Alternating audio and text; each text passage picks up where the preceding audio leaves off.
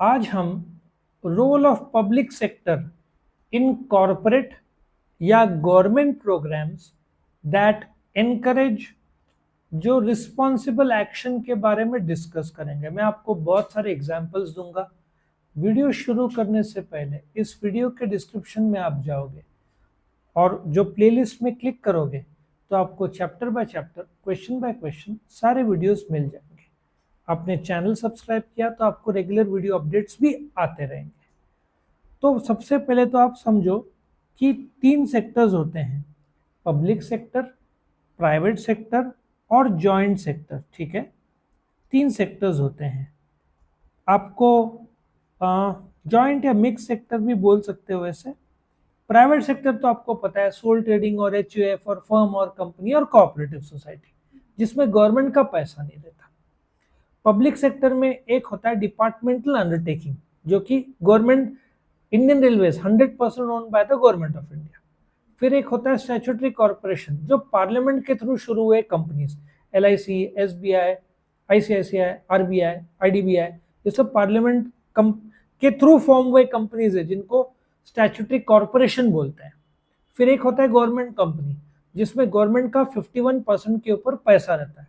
For example HAL, ठीक है, नवरत्न, majority government का पैसा है। तो ये जो पब्लिक सेक्टर के एंटरप्राइजेस है, ठीक है, कोई भी बिजनेस का ऑब्जेक्टिव प्रॉफिट रहता है और प्रॉफिट के सस्टेनेबिलिटी, कुछ कुछ बिजनेस 100 साल से चल रहे हैं। इंडियन रेलवेज आई थिंक 1853 के आसपास से शुरू हुआ था। तो हर एक का कॉर्पोरेट गवर्नेंस पॉलिसी कि भाई ये चल रहा है कंपनी में ट्रांसपेरेंटली। कंपनी के स्टेक होल्डर्स कौन होते हैं?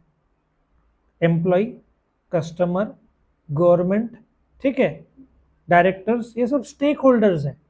इन सबको पता होना चाहिए कंपनी में क्या चल रहा है, सीक्रेट कुछ रहना नहीं चाहिए, ट्रांसपेरेंसी रहना चाहिए।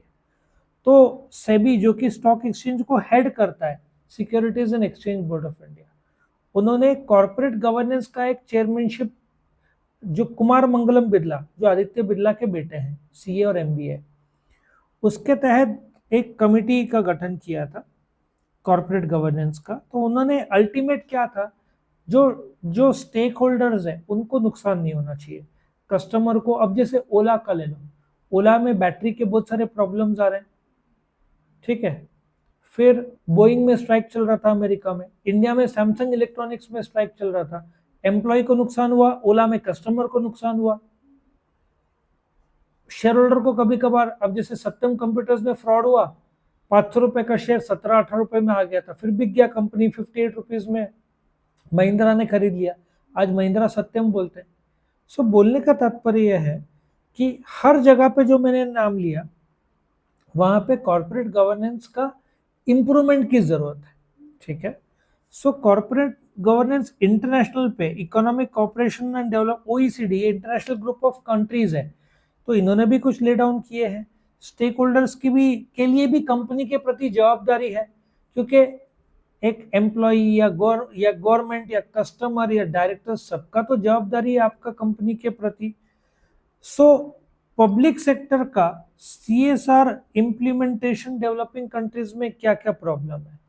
पहली बात तो मेजरली पब्लिक सेक्टर लॉस में चलता है, ठीक है। इंस्टीट्यूशन वीक है, नॉलेज की कमी है, ब्यूरोक्रेट से जो कायदे से ही मूव करते हैं, फ्लेक्सिबल नहीं रहते, पैसा रहता नहीं है, तो CSR कमिटी वो सब इतना ट्रांसपेरेंसी रहता नहीं है। So public sector agency in developing countries में इनके जवाबदारी क्या है? पब्लिक सेक्टर के, आप क्लैरिटी लाओ आपका एजेंडा का, आप क्या करना चाहते हो, स्टेक होल्डर्स को बताओ आपका क्या एजेंडा है। एक ऐसा CSR का माहौल जहां पे आप जवाबदार हो सोसाइटी के लिए, गवर्नमेंट के आप अंग हो। जैसे इंडियन रेलवेज खुद एक मिनिस्ट्री है, ministry of railways, government companies है, तो आपको जवाब देना है पार्लियामेंट में, स्टैट्यूटरी कॉर्पोरेशन को जवाब देना है पार्लियामेंट में, मतलब इनडायरेक्टली आप पब्लिक को जवाब देते हो। सो आप पब्लिक पॉलिसी बनाओ, स्ट्रेटेजीज बनाओ। प्रॉफिट आपका गोल मेन नहीं है, लेकिन कोई एम्प्लॉय को गलत तरीके से तो अपॉइंट नहीं किया गया, पॉलिसी रखो उसके बारे में। एंटरप्राइजेस में clear cut policy laid down होना चाहिए, उनके ऑपरेशंस क्लियर होना चाहिए। जैसे बोइंग में कितना प्रॉब्लम आ रहा है, बीच में हवा में एरोप्लेन का दरवाजा उड़ गया था। सो आपके पॉलिसीज ले डाउन करो।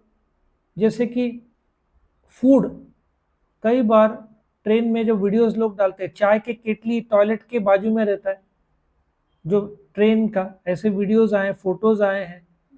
वंदे एक्सप्रेस में बीच में एकदम गर्दी अंदर हो गई थी, ठीक है बैठने की जगह है, लेकिन लोग वहां पे खड़े थे, बिना टिकट्स के घुस गए थे, लोग नाराज हो गए थे। अब इंडियन रेलवेज में इतना बड़ा रेलवेज है तो कुछ ना कुछ तो होगा, लेकिन पॉलिसी ले डाउन होना चाहिए। नॉन रिजर्वेशन जो है, टिकट्स वाले लोग घुसे नहीं, विदाउट टिकट के 1 करोड़ लोग को पकड़े गया है पिछले साल।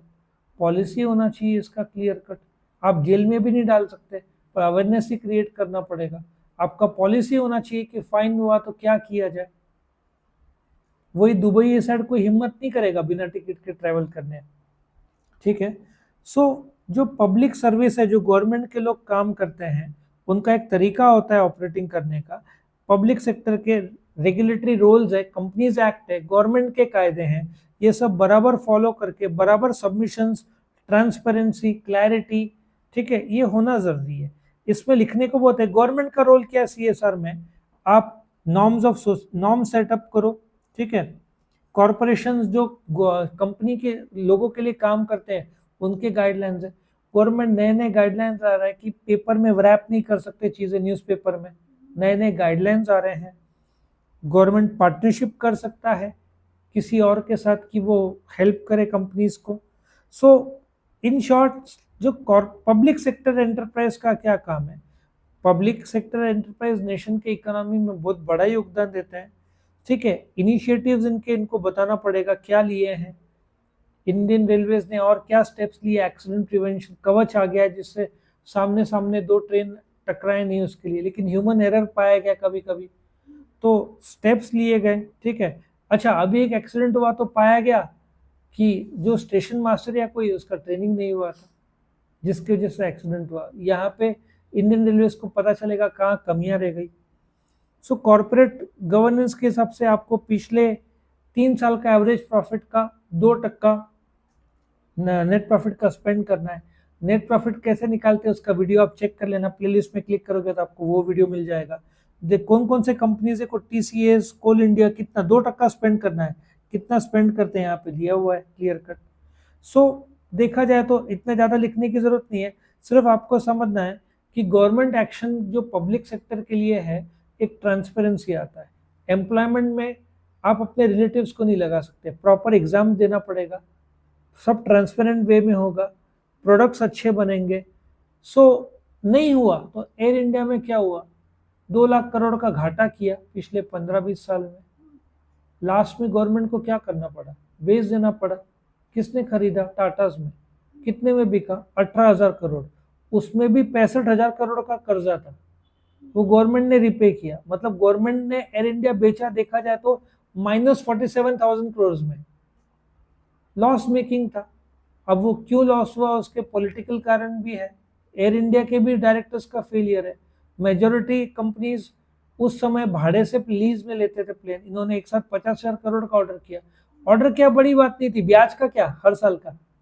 लास्ट 2008 में एयर इंडिया प्रॉफिट में आया था 18 करोड़, उसके बाद कभी प्रॉफिट में नहीं आया, आपका ब्याज ही इतना हो गया। आया समझ में। तो यहाँ पे बहुत गलतियां हुए थे और आज एयर इंडिया बिक गया। पाकिस्तान इंटरनेशनल एयरलाइंस का भी ये हाल है, वो बेचना चाहते, कोई खरीद नहीं रहा है। एयर इंडिया तो भी टाटा ने ले लिया, लेकिन गवर्नमेंट का था उस समय, तो कोई और दूसरा था भी नहीं। करप्शन ये सब नहीं होता, पॉलिटिक्स का इन्वॉल्वमेंट नहीं होता, तो आज एयर इंडिया बहुत अच्छा आगे बढ़ा होता, ठीक है। सो यहाँ पे आपका ये क्वेश्चन खत्म होता है। मैंने जो मार्किंग्स किए हैं आप देख लेना, उसके हिसाब से आप एग्जाम में लिख सकते हो। तो यहाँ पे ये क्वेश्चन खत्म होता है। Thank you for watching.